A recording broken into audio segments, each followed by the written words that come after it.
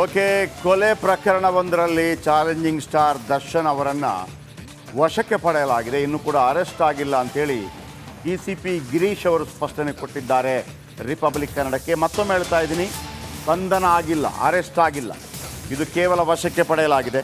ಕೊಲೆ ಕೇಸ್ ಸಂಬಂಧ ನಟ ದರ್ಶನ್ ವಶಕ್ಕೆ ಅಂದರೆ ವಿಚಾರಣೆಗಾಗಿ ಕರ್ಕೊಂಬಂದಿದ್ದಾರೆ. ಪಶ್ಚಿಮ ವಿಭಾಗದ ಡಿಸಿಪಿ ಗಿರೀಶ್ ಸ್ಪಷ್ಟನೆ ಕೊಟ್ಟಿದ್ದಾರೆ. ರಿಪಬ್ಲಿಕ್ ಕನ್ನಡಕ್ಕೆ ಡಿಸಿಪಿ ಗಿರೀಶ್ ಮಾಹಿತಿ ಕೊಟ್ಟಿದ್ದಾರೆ. ವಿಚಾರಣೆ ಬಳಿಕ ಮುಂದಿನ ಕ್ರಮಕ್ಕೆ ನಿರ್ಧಾರ. ಇನ್ನೂ ಕೂಡ ಅರೆಸ್ಟ್ ಆಗಿಲ್ಲ. ದರ್ಶನ್ ಕೇವಲ ವಶಕ್ಕೆ ಪಡೆಯಲಾಗಿದೆ.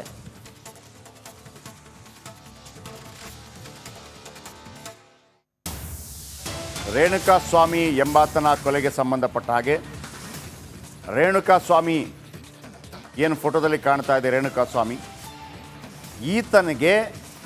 ಈತನನ್ನು ಕೊಲೆ ಮಾಡಲಾಗಿದೆ. ಈ ಸಂಬಂಧ ನಟ ದರ್ಶನ್ ಅವರ ಬಂಧನ ಆಗಿದೆ. ಕಾಮಾಕ್ಷಿಪಾಳ್ಯ ಪೊಲೀಸ್ ಠಾಣೆಯಲ್ಲಿ ಅವರನ್ನು ವಿಚಾರಣೆ ನಡೆಸಲಾಗ್ತಾ ಇದೆ. ವಶಕ್ಕೆ ಪಡೆದು ಇನ್ನೂ ಕೂಡ ಅರೆಸ್ಟ್ ಆಗಿಲ್ಲ, ಕೇವಲ ವಶಕ್ಕೆ ಪಡೆಯಲಾಗಿದೆ.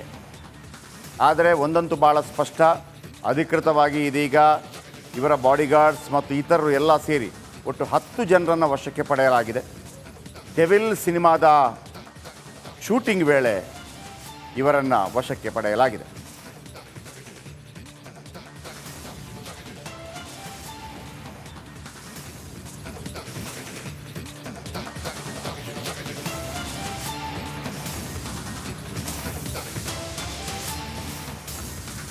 ಇನ್ನು ಮೈಸೂರಿನ ರ್ಯಾಡಿಸನ್ ಬ್ಲೂ ಹೋಟೆಲ್ನಲ್ಲಿ ದರ್ಶನ್ ಅವರನ್ನು ವಶಕ್ಕೆ ಪಡೆಯಲಾಗಿತ್ತು. ಅಲ್ಲಿ ಶೂಟಿಂಗ್ ನಡೀತಾ ಇತ್ತು. ಈಗ ಮೈಸೂರಿನ ಹೋಟೆಲ್ನಲ್ಲೇ ಇರುವ ನಟ ದರ್ಶನ್ ನಡಿ ಈಗ ಶುರು ಮಾಡೋಣ.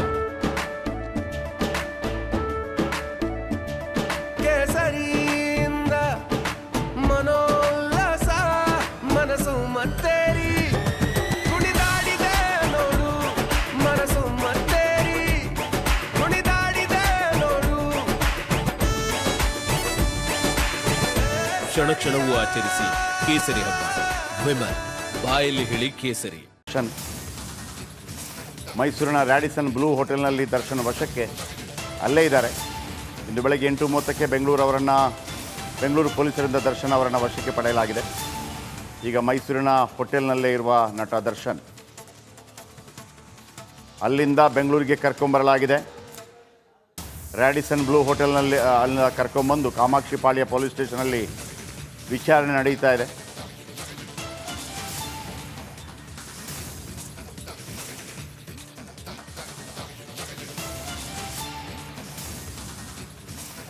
ಓಕೆ, ಇದೀಗ ಸುನಿಲ್ ಡೆಸ್ಕ್ನಿಂದ ನೇರ ಸಂಪರ್ಕದಲ್ಲಿದ್ದಾರೆ. ಮತ್ತೊಂದು ಕಡೆ ಮೈಸೂರಿನಿಂದ ವಿನೋದ್ ಇದ್ದಾರೆ. ಕಾಮಾಕ್ಷಿಪಾಳ್ಯ ಪೊಲೀಸ್ ಸ್ಟೇಷನ್ ಮುಂಭಾಗದಿಂದ ಮಾದೇಶ್ ಇದ್ದಾರೆ. ಮೊದಲಿಗೆ ಸುನಿಲ್ ಅವರ ಹತ್ರ ಕೇಳೋಕ್ಕೆ ಇದರ ಬಗ್ಗೆ ಹೆಚ್ಚಿನ ಮಾಹಿತಿ. ಎಸ್ ಸುನಿಲ್, ಏನಿದು ಘಟನಾವಳಿ? ದರ್ಶನ್ ಅವರು ಇದರಲ್ಲಿ ಸಿಕ್ಕಾಕೊಳ್ಳೋದಕ್ಕೆ ಏನು ಕಾರಣ? ವಶಕ್ಕೆ ಪಡೆಯಲಾಗಿದೆ, ಏನಿದೆ ಅಪ್ಡೇಟ್ಸ್? ಎಸ್ ಜಯಪ್ರಕಾಶ್, ಬೆಂಗಳೂರಿನ ಕಾಮಾಕ್ಷಿಪಾಳ್ಯ ಪೊಲೀಸ್ ಠಾಣೆಯಲ್ಲಿ 9ನೇ ತಾರೀಕು ಒಂದು ಕೊಲೆ ಪ್ರಕರಣ ದಾಖಲಾಗಿತ್ತು. ಆ ಒಂದು ಕೊಲೆ ಪ್ರಕರಣದಲ್ಲಿ ಮೊದಲಿಗೆ ಅಪರಿಚಿತ ವ್ಯಕ್ತಿಯ ಕೊಲೆಯಾಗಿದೆ ಅನ್ನುವಂಥದ್ದು ಮಾಹಿತಿ ಇತ್ತು. ಅದಾದ ಬಳಿಕ ಆ ವ್ಯಕ್ತಿಯ ಗುರುತು ಪತ್ತೆಯಾಗಿತ್ತು. ರೇಣುಕಾ ಸ್ವಾಮಿ ಎಂಬಾತನ ಹತ್ಯೆ ಆಗಿದೆ ಅನ್ನುವಂಥದ್ದು. ಈ ಒಂದು ಪ್ರಕರಣಕ್ಕೆ ಸಂಬಂಧಪಟ್ಟಂತೆ ಪೊಲೀಸರು ಒಂದಿಬ್ಬರು ಆರೋಪಿಗಳನ್ನು ವಶಕ್ಕೆ ಪಡ್ಕೊಂಡಿದ್ರು. ಅವ್ರನ್ನ ವಿಚಾರಣೆಗೊಳಪಡಿಸಿದಂಥ ಸಂದರ್ಭದಲ್ಲಿ ನಟ ದರ್ಶನ್ ಅವರ ಹೆಸರನ್ನು ಅವರು ಬಾಯ್ಬಿಟ್ಟಿದ್ರು.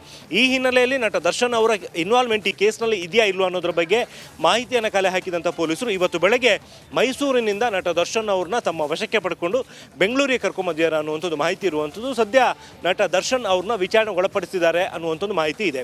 ಇಲ್ಲಿ ಎಲ್ರಿಗೂ ಕೂಡ ಸಹಜವಾಗಿ ಒಂದು ಕುತೂಹಲ ಉಂಟಾಗುತ್ತೆ.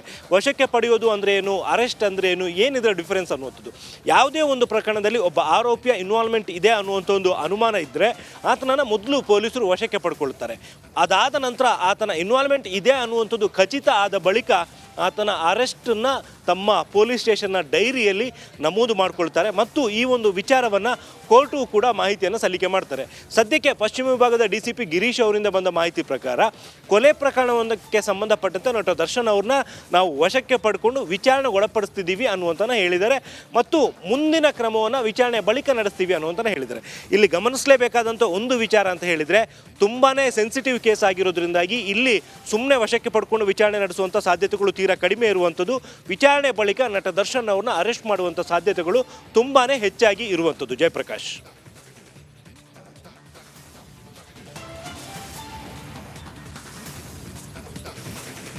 ಒಮ್ಮೆ ಅರೆಸ್ಟ್ ಆದ ನಂತರ ಅರೆಸ್ಟ್ ಆದ ಬಳಿಕ ರೆಗ್ಯುಲರ್ ಆಗಿ ಯಾವೆಲ್ಲ ಪ್ರೊಸೀಜರ್ಗಳಿರುತ್ತೆ ಅದೆಲ್ಲವೂ ಕೂಡ ಕಂಟಿನ್ಯೂ ಆಗುತ್ತೆ. ನಟ ದರ್ಶನ್ ಅವ್ರನ್ನ ಮೊದಲು ವೈದ್ಯಕೀಯ ಪರೀಕ್ಷೆಗೆ ಒಳಪಡಿಸಲಾಗುತ್ತೆ. ಅದಾದ ಬಳಿಕ ಕೋರ್ಟ್ಗೆ ಹಾಜರುಪಡಿಸಿ ಪ್ರಕರಣಕ್ಕೆ ಸಂಬಂಧಪಟ್ಟಂತೆ ಮತ್ತೆ ಅವ್ರನ್ನ ಹೆಚ್ಚಿನ ವಿಚಾರಣೆಗೆ ವಶಕ್ಕೆ ಕೊಡಬೇಕು ಅಂತೇಳಿ ಪೊಲೀಸರು ಮನವಿಯನ್ನು ಸಲ್ಲಿಸ್ತಾರೆ.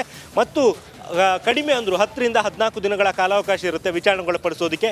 ಈ ಒಂದು ಅವಧಿಯಲ್ಲಿ ಅವ್ರನ್ನ ವಿಚಾರಣೆಗೊಳಪಡಿಸೋದ್ರ ಜೊತೆಗೆ ಈ ಒಂದು ಕೊಲೆ ಪ್ರಕರಣದಲ್ಲಿ ಅವರ ಭಾಗಿಯಾಗಿರುವಂತಹದಕ್ಕೆ ಸಂಬಂಧಪಟ್ಟಂತಹ ಸಾಕ್ಷ್ಯಗಳನ್ನು ಕಲೆ ಹಾಕಬೇಕಾಗತ್ತೆ. ಮತ್ತು ಮುಂದಿನ ದಿನಗಳಲ್ಲಿ ಇದು ಹೀನಸ್ ಕೇಸ್ ಆಗಿರೋದ್ರಿಂದಾಗಿ 90 ದಿನಗಳ ಒಳಗಾಗಿ ಪೊಲೀಸರು ಚಾರ್ಜ್ ಶೀಟ್ನು ಕೂಡ ಸಲ್ಲಿಕೆ ಮಾಡ್ತಾರೆ. ಜಯಪ್ರಕಾಶ್.